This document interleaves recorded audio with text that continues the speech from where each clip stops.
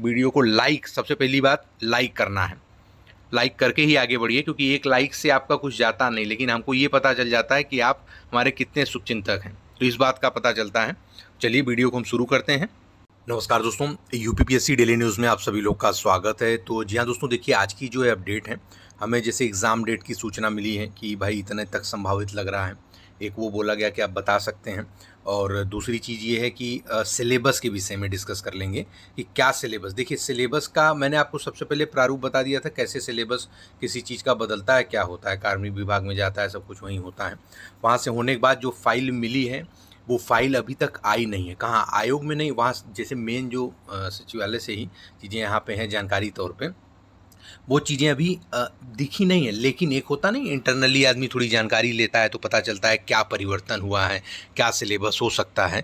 तो इसके लिए हम आपसे लोग से डिस्कस कर रहे हैं, और जानते हैं चैनल पे जो भी अपडेट्स वगैरह होती है उन्हीं लोग के लिए जो चैनल पे विश्वास करते हैं, जो जुड़े हुए हैं चैनल पे, और मानते हैं कि भाई ठीक है थोड़ी बहुत जानकारी इधर उधर हो जाती है लेकिन सही जानकारी देते हैं, तो उनके लिए अपडेट्स वगैरह हम चैनल पे लेकर के आते हैं। बाकी सारी चीज़ें सभी लोगों के लिए जो खुली हुई, क्योंकि न्यूज़ अपडेट्स ऐसी होती हैं भाई सबके लिए, सबको बोलेंगे तो आदमी उसमें से सब निगेटिव करने लगेंगे। अपने लोगों के लिए तो लोग समझते हैं क्या सही क्या गलत। और दोस्तों एक महत्वपूर्ण बात और करनी है कि भाई कितने पद के साथ नोटिफिकेशन आ सकता है, ठीक है, इसको लेकर के हम बात करेंगे। सबसे पहले हम शुरू करते हैं सिलेबस को लेकर के। देखिए सिलेबस के विषय में इतना कहना चाहेंगे कि आपका GS1 और GS2 ये पेपर डिस्क्रिप्टिव हुआ है लिखित तौर पे, इसको हिंदी इंग्लिश किसी माध्यम लिख सकते हैं। और दूसरी चीज़ है GS1 में जानकारी मिली है, जैसे 20 क्वेश्चन रहेगा, पहले 10 क्वेश्चन 125 शब्द के रहेंगे, 100, और फिर उसके बाद 10 क्वेश्चन 200 शब्दों के रहेंगे। फिर GS2 में भी सेम है, 10 क्वेश्चन रहेंगे 125 वर्ड के, और 10 क्वेश्चन रहेंगे 200 वर्ड के। ये आपका हो गया, ठीक है।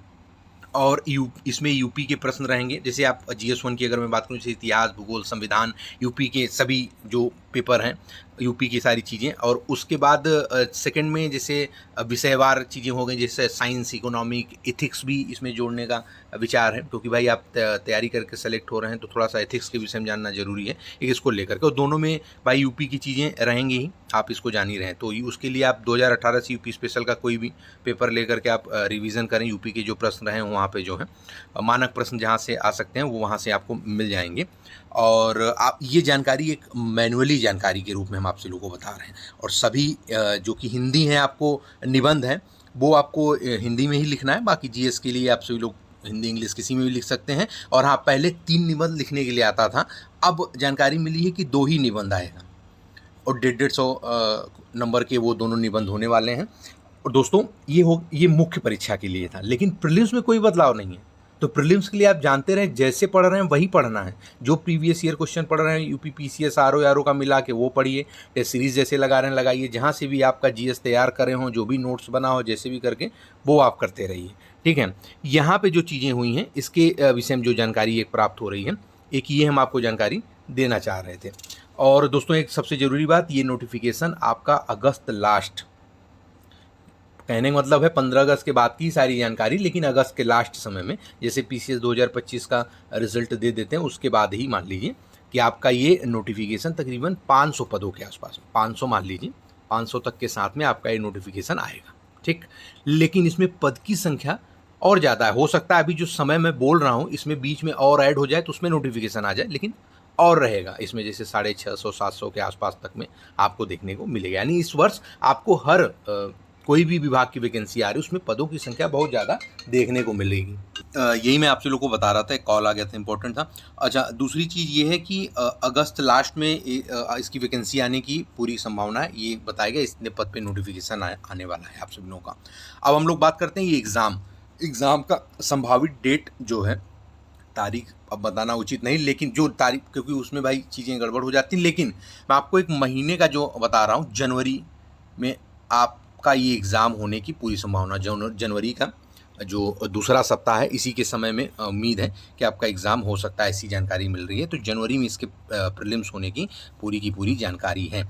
और दोस्तों आपसे लोगों को क्या बताना था, मैंने आपसे लोगों को सिलेबस डिस्कस कर दिया, डेट एग्ज़ाम्स की, और डिस्कस कर लिया कि कितने पद आने वाले हैं। तो तीनों चीज़ हमने आपसे लोग से संभावित चीज़ें डिस्कस करी हैं और प्रीलिम्स के लिए वही मटेरियल है जो एग्ज़ाम में आपके मेंस में बदलाव हो रहे हैं, उसमें जो जानकारी मिली वो मैंने आपसे यहाँ पे शेयर किया है।